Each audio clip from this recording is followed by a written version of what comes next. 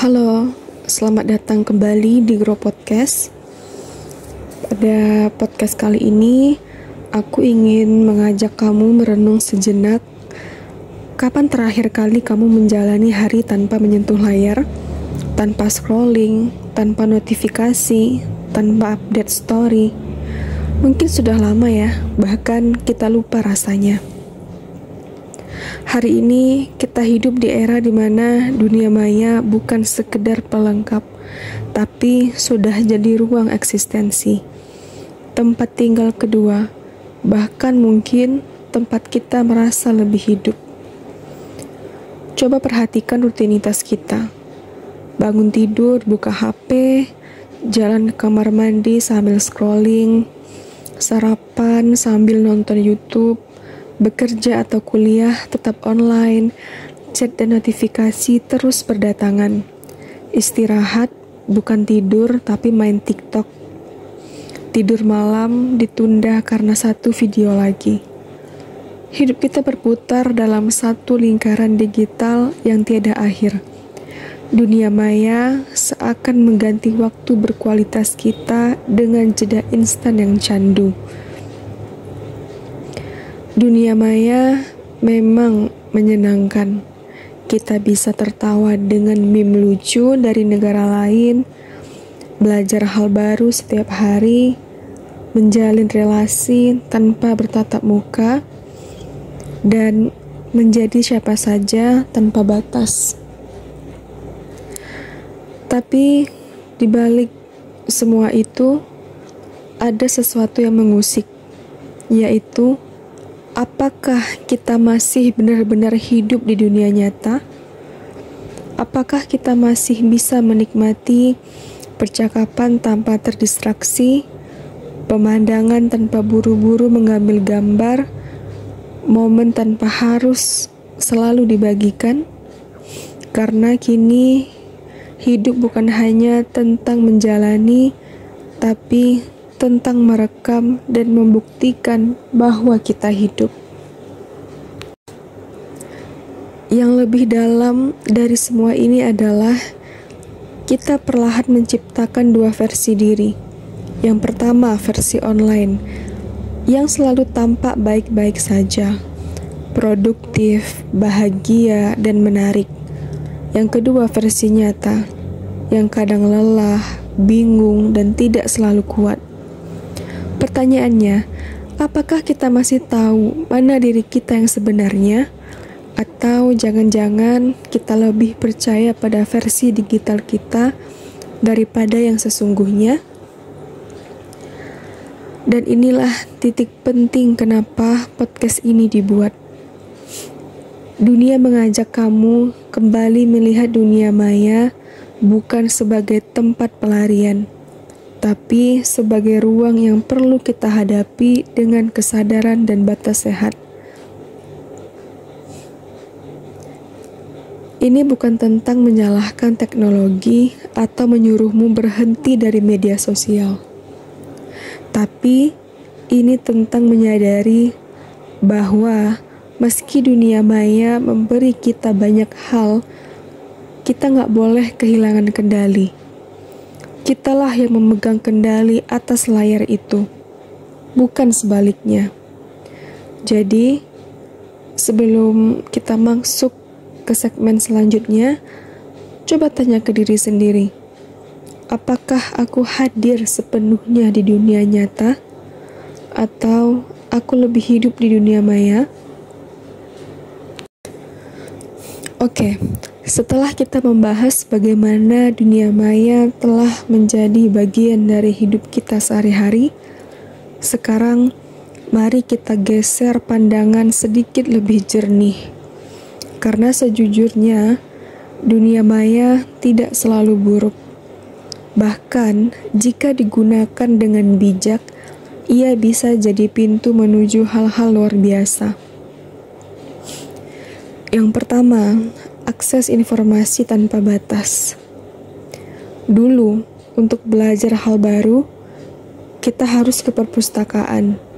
Sekarang, cukup dengan satu sentuhan, kita bisa belajar belajar cara membuat kopi seperti barista, belajar desain grafis dari nol, sampai memahami ekonomi dunia lewat penjelasan TikTok yang berdurasi 60 detik. Dunia maya telah meruntuhkan sekat akses ilmu. Ilmu pengetahuan tidak lagi dimonopoli oleh yang punya uang atau tinggal di kota besar. Siapapun yang punya kuota dan niat belajar itu bisa berkembang. Yang kedua, pendidikan dan pengembangan diri. Lahirnya sebagai platform seperti YouTube, Coursera, Skillshare, bahkan konten edukatif di Instagram telah menjadikan dunia maya sebagai kampus raksasa gratis.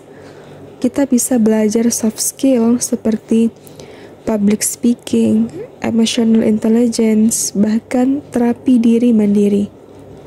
Dunia maya bukan sekedar tempat hiburan, tapi bisa jadi tempat kita menemukan versi terbaik dari diri kita. Yang ketiga, membangun relasi dan komunitas. Kita sering mengeluhkan kesepian di dunia nyata, tapi banyak juga yang justru menemukan keluarga baru secara emosional di dunia maya. Komunitas-komunitas digital yang suportif seperti forum kesehatan mental, grup hobi seperti membaca, menggambar, dan berkebun. Kemudian komunitas support group untuk penyintas, minoritas, atau mereka yang tak didengar. Dunia maya memberi ruang bagi mereka yang kesulitan merasa cukup di dunia nyata untuk tetap terhubung dan tumbuh bersama. Yang keempat, peluang karir dan ekonomi digital. Ini mungkin salah satu manfaat terbesar dunia maya. Ia mengubah cara orang mencari nafkah. Bayangkan, seorang penjual kue rumahan bisa punya ratusan pelanggan dari satu video viral. Seorang guru ngaji bisa menjangkau ribuan murid lewat TikTok. Seorang anak desa bisa jadi developer freelance global karena belajar online.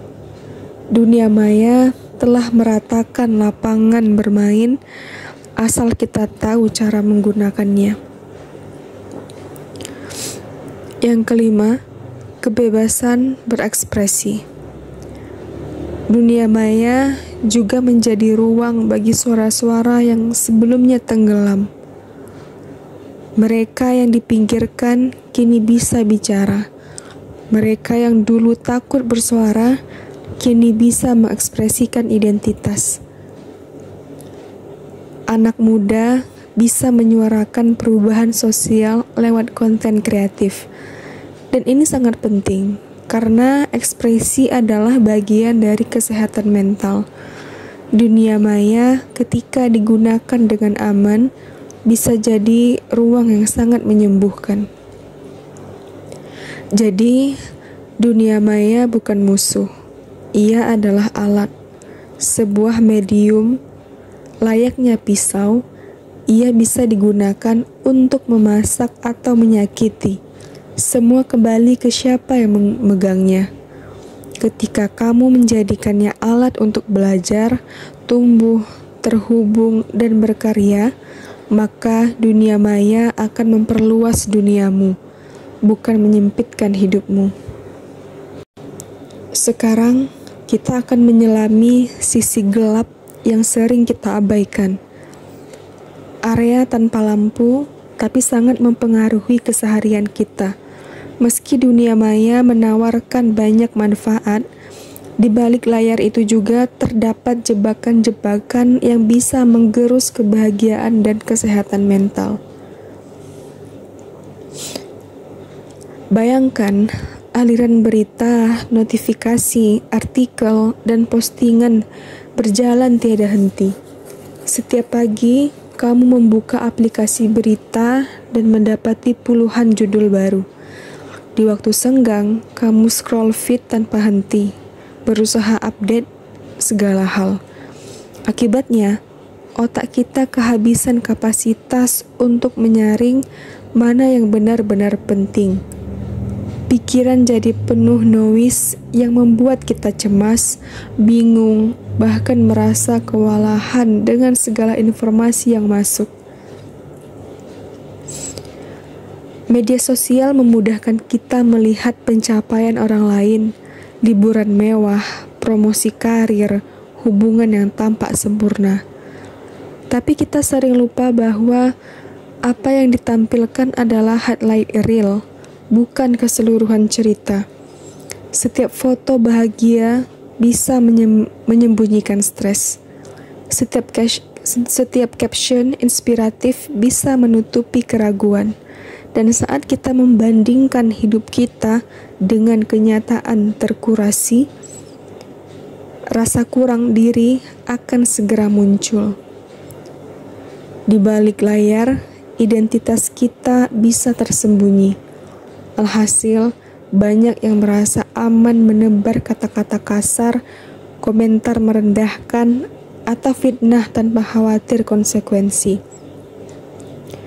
Ia menciptakan budaya kebencian yang berdampak buruk. Korban perundungan daring, cyberbullying, bisa mengalami stres berat atau bahkan depresi. Komunitas sehat jadi tercemar oleh toxic talk dan disinformasi. Anonimitas bukan kebebasan, melainkan tantangan untuk menjaga empati dan etika. Rasa takut ketinggalan membuat kita terus-menerus hadir di dunia maya. Ada acara online, kita takut tidak diundang. Ada tren baru, kita buru-buru ikutan supaya tidak dianggap ketinggalan zaman. FOMO memicu kecemasan. Kita merasa harus selalu online, selalu terlibat, meski terkadang itu justru membuat kita lelah dan tertekan. Dunia maya sering membentuk gelembung di mana kita hanya melihat sudut pandang yang mirip dengan kita. Algoritma menampilkan konten yang memperkuat keyakinan kita. Berita palsu atau hoax tersebar cepat di kalangan yang rentan percaya. Akibatnya, diskursus sehat sulit terjadi. Dan kita terjebak dalam pendapat sempit yang sulit diuji kebenarannya. Kemudian, kecanduan digital. Tanda-tanda kecanduan. Yang pertama, sulit melepaskan ponsel walau sadar butuh istirahat. Yang kedua, merasa gelisah atau cemas tanpa notifikasi. Yang ketiga, waktu produktif terus tergerus scrolling. Kecanduan ini mempengaruhi kualitas tidur, kesehatan mata, hubungan interpersonal di dunia nyata, dan sering membuat kita merasa terasing. Ironisnya, di ruang bersama yang luas. Sisi gelap dunia maya bukan tak terhindarkan, tapi perlu kita sadari dan kelola. Mengetahui perangkap-perangkap ini adalah langkah pertama untuk melindungi diri.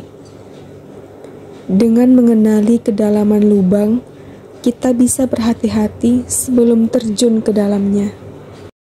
Kita sudah menyadari bahwa dunia maya punya dua sisi terang dan gelap. Sekarang saatnya membahas hal yang paling penting. Bagaimana kita bisa menggunakan dunia maya tanpa kehilangan kendali atas diri kita sendiri? Di segmen ini, aku akan bagikan beberapa prinsip dan langkah praktis untuk tetap waras, produktif, dan sehat mental di tengah banjir digital. Yang pertama, sadari dunia maya bukan realita utuh. Satu hal yang wajib kita tanamkan, apa yang kamu lihat online adalah potongan, bukan keseluruhan. Foto pasangan bahagia belum tentu mencerminkan hubungan yang sehat. Orang yang rutin upload pencapaian belum tentu merasa cukup secara emosional. Feed yang estetik bisa menutupi kehidupan yang kacau di balik layar. Kalau kamu mulai merasa rendah diri setelah melihat media sosial, ingat, jangan bandingkan kehidupan penuhmu dengan highlight orang lain. Yang kedua, buat batas digital. Bayangkan, dunia maya itu seperti makanan. Kalau kamu terus konsumsi tanpa kendali, kamu akan kekenyangan dan malah jatuh sakit. Langkah praktis, tentukan jam offline harian, misalnya 1 jam sebelum tidur tanpa layar. Yang kedua, gunakan mode fokus atau do not disturb saat kerja. Yang ketiga, uninstall aplikasi yang menyedot waktumu secara berlebihan. Bukan soal anti teknologi, tapi soal mengatur waktu layar agar tidak menguras energi mental kita. Yang ketiga, kurasi apa yang kamu konsumsi. Sama seperti makanan, apa yang kamu konsumsi di dunia maya mempengaruhi kondisi batinmu. Akun yang toksik, unfollow. Grup yang bikin cemas, tinggalkan saja. Komentar penuh kebencian, jangan ikut terlibat. Alih-alih merasa harus mengikuti semua tren, tanyakan, apakah konten ini membantuku bertumbuh atau justru membuatku merasa kurang? Kurasi timelinemu seperti kamu memilih teman dekat dengan selektif dan penuh kesadaran. Yang keempat, gunakan, jangan diperbudak. Teknologi diciptakan untuk membantu manusia. Namun, jika kita tidak mengendalikannya, kita yang akan jadi alat. Ubah cara pandang dari aku harus update tiap hari menjadi aku memilih kapan aku mau hadir.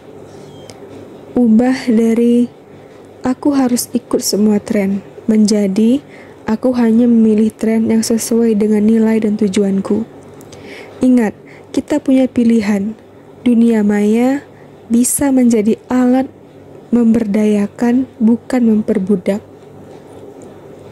Yang kelima, hadir sepenuhnya di dunia nyata. Satu hal yang paling sering tergerus karena dunia maya adalah kehadiran. Kita bisa duduk bersama teman, tapi sibuk membalas DM. Bisa sarapan bersama keluarga, tapi pikiran kita sedang terpaku pada notifikasi.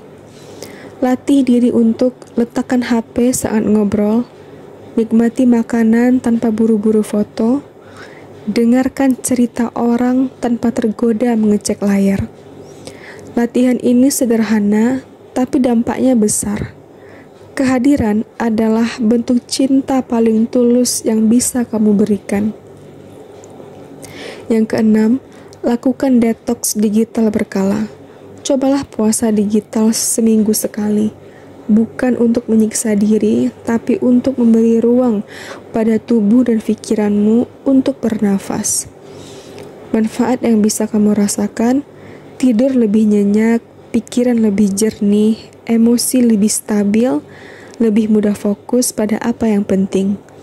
Detox digital bukan tanda lemah.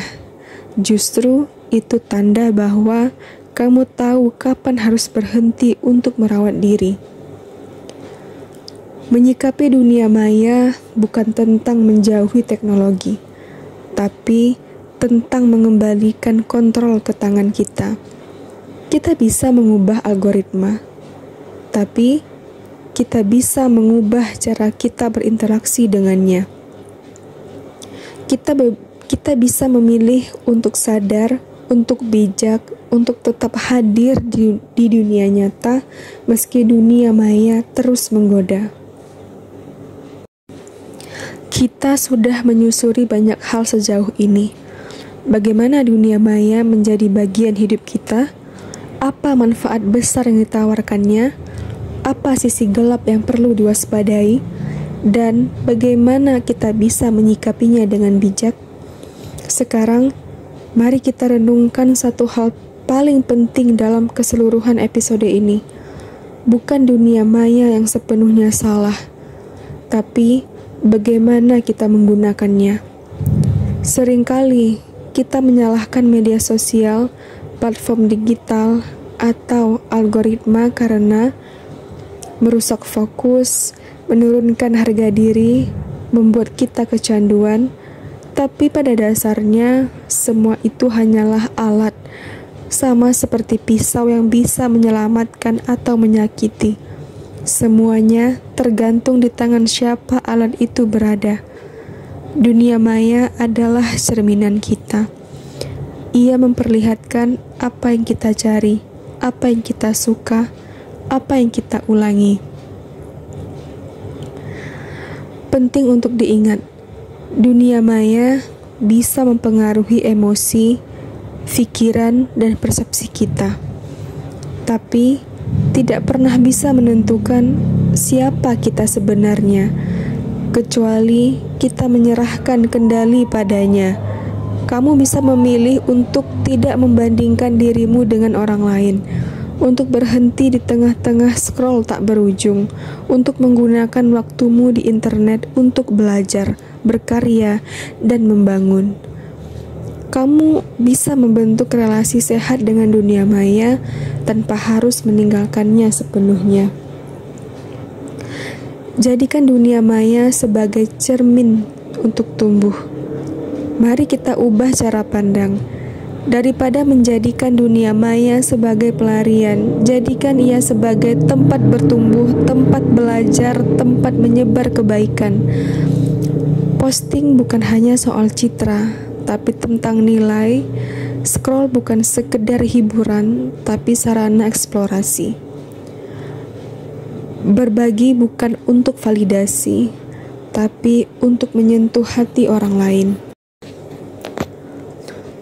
Akhirnya, kita harus mengakui bahwa dunia maya bisa memperluas hidup kita. Tapi, dunia nyata tetaplah pusatnya. Hubungan paling tulus, rasa syukur paling dalam, dan pertumbuhan paling nyata. Semuanya terjadi di luar layar. Peluk orang tuamu. Tersenyum pada teman tanpa harus selfie. Berdiam di kamar tanpa notifikasi. Hanya bersama pikiran sendiri. Semua itu sederhana. Tapi sering kita lupakan karena terlalu sibuk di dunia maya. Untuk kamu yang mendengarkan sampai titik ini, aku ingin mengucapkan satu hal. Terima kasih karena sudah memilih hadir, karena sudah mau refleksi, karena sudah ingin hidup lebih sadar di tengah dunia yang serba cepat. Dunia maya tidak akan berhenti berkembang, tapi kamu bisa tetap jadi pribadi yang utuh, tenang, dan sadar selama kamu tidak kehilangan dirimu sendiri. Jaga dirimu, jaga waktumu, dan terus hidup, bukan hanya tampil hidup. Sampai jumpa di episode podcast selanjutnya. Salam hangat dan selamat hadir penuh di dunia nyata.